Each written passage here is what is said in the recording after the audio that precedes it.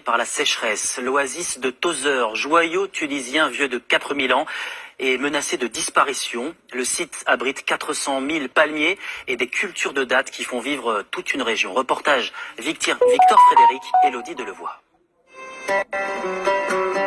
Elle apparaît dans le désert tel un mirage. Aux portes du Sahara tunisien, l'oasis de Tozeur. Un îlot de verdure de 10 km² vieux de 4000 ans, dont les jours sont menacés. Yassine Barani a grandi dans la ville oasis. Avant même d'y pénétrer, ce géographe et spécialiste du lieu veut nous montrer ce paysage. Une vallée aride, l'ancienne source naturelle Ras El Aïn, aujourd'hui complètement asséchée.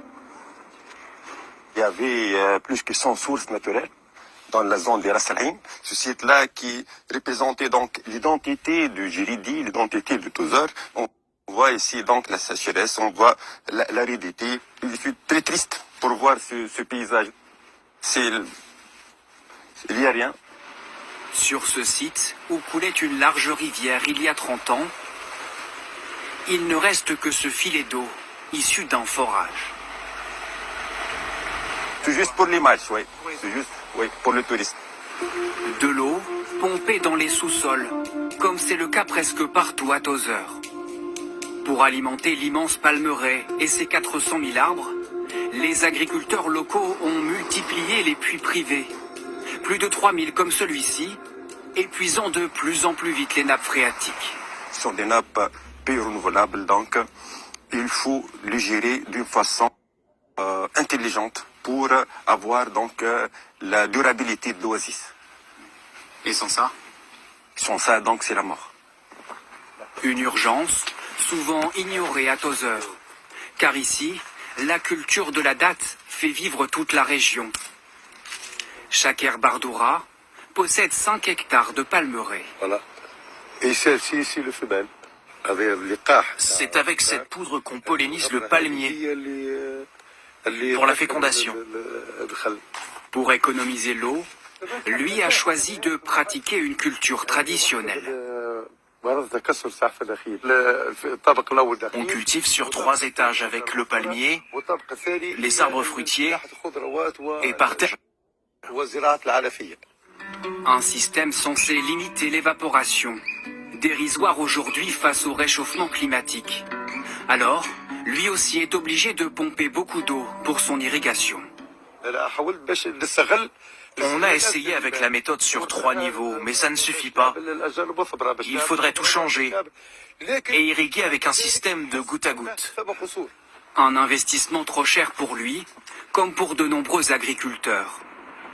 À Tozeur, l'enjeu économique dépasse bien souvent l'urgence climatique.